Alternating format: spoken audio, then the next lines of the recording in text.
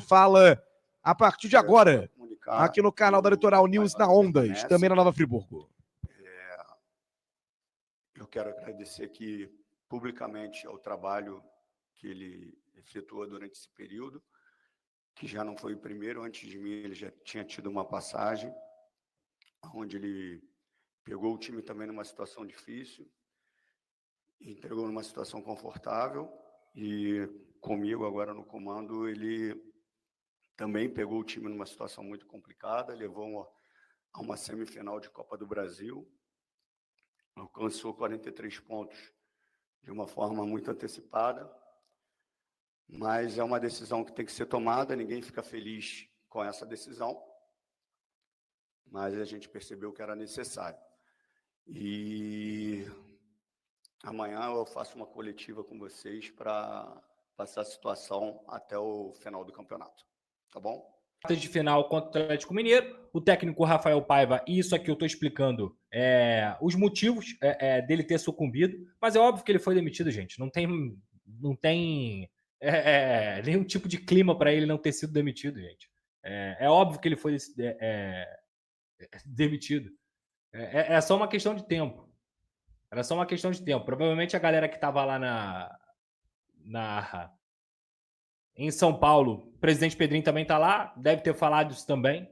E era óbvio que ele ia ser demitido. Alguém tinha alguma dúvida que ele ia ser demitido? Agora, quem tem que dar entrevista coletiva? O Felipe, o Marcelo Santana, o próprio Pedrinho pode ir lá falar também, apesar do Pedrinho já ter falado demais. Eu acho que hoje a cobrança é muito mais por quem está cuidando da pasta do futebol, que se chama Felipe e Marcelo Santana, que a gente não sabe o que esses caras têm, digamos assim, feito no Vasco da Gama. Não se sabe.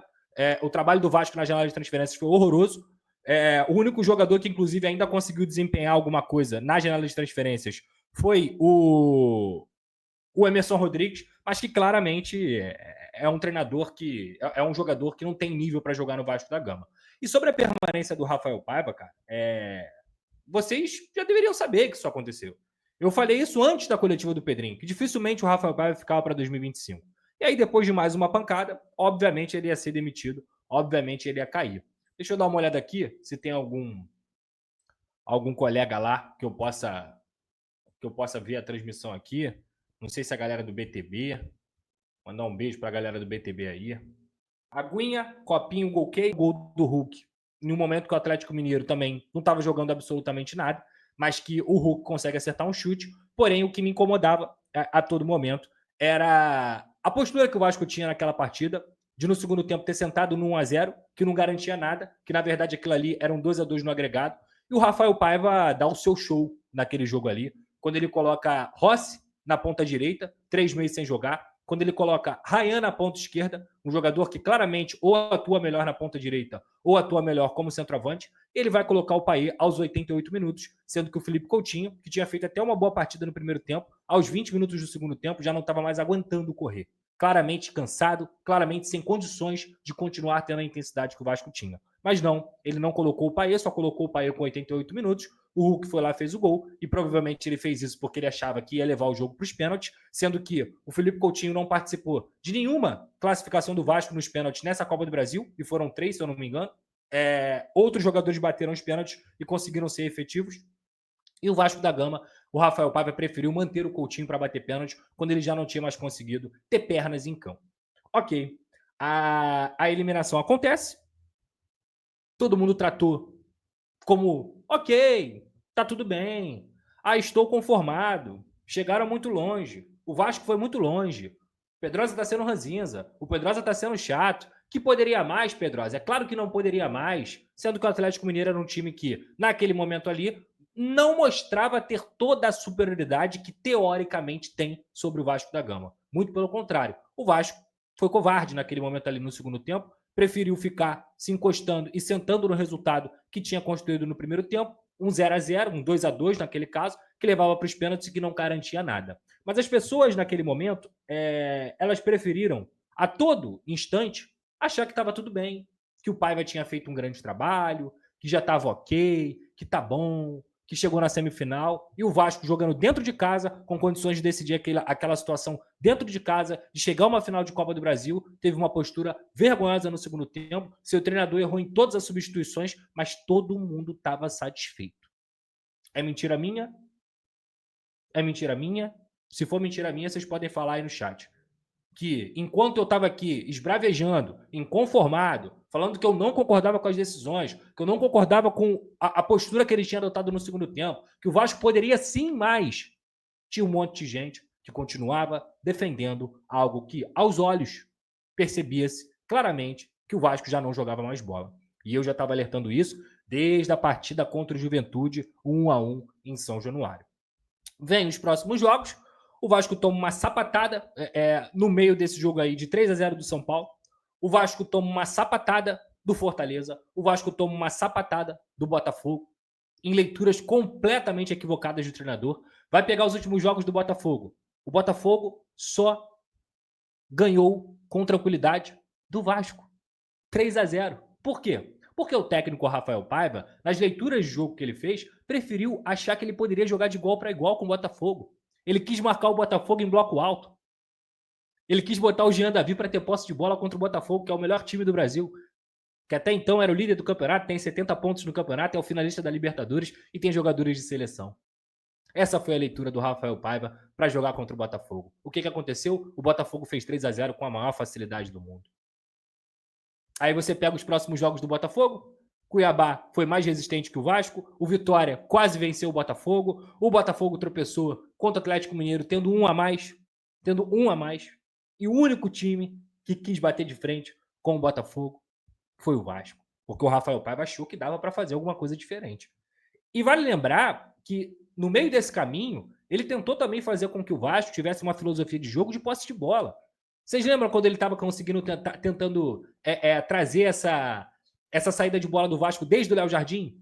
Que ele botou o esforço em campo, que o Vasco errava a saída de bola, porque ele queria sair curto. Sendo que claramente o time do Vasco era um time que tinha que ter o Verratti como referência, a aproximação dos pontos para ganhar a segunda bola, era o que mais se notabilizava como algo positivo no Vasco. Essa transição rápida, com gols de transição rápida, e que isso era mérito dele também, mas principalmente, coisa que a gente não viu hoje, coisa que a gente não viu contra o Botafogo, coisa que a gente não viu contra o Fortaleza, principalmente, esse grupo era unido.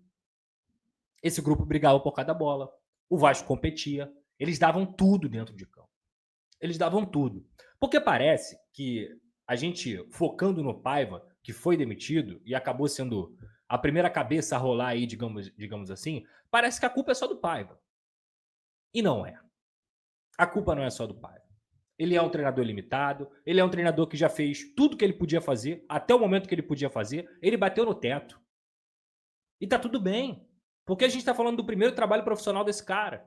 Porque ele subiu para o Vasco da Gama, ele pegou uma pica enorme e até então ele conseguiu resolver essa pica até onde ele pôde. O grande erro foi quando as pessoas começaram a ter mais gratidão do que visão, do que se via em campo. Encontrava-se uma gratidão por tudo que ele tinha feito no momento que ele tinha conseguido fazer o Vasco vencer, conseguido fazer o Vasco se classificar na Copa do Brasil, e que essa Copa do Brasil muitas vezes maquiava o desempenho do Vasco da Gama. E essa gratidão ela foi percorrida pelos próximos 2-3 meses. E aqui estamos. Falando de um Vasco que hoje tomou de 3-0 para um Corinthians, que até outro dia estava na zona do rebaixamento, brigando para não cair. Que perdeu para o Internacional dentro de casa, em mais uma atuação fraca. E que tem 2 vitórias nos últimos 14 jogos. Agora, a culpa é só dele? É claro que não. A culpa é do diretor Marcelo Santana, que até o momento não explicou ainda a janela que ele fez. A culpa é do diretor de futebol Felipe, que é responsável direto na janela de transferências em tudo que se faz na pasta do futebol. A culpa também é do Pedrinho, que no final das contas supervisiona isso.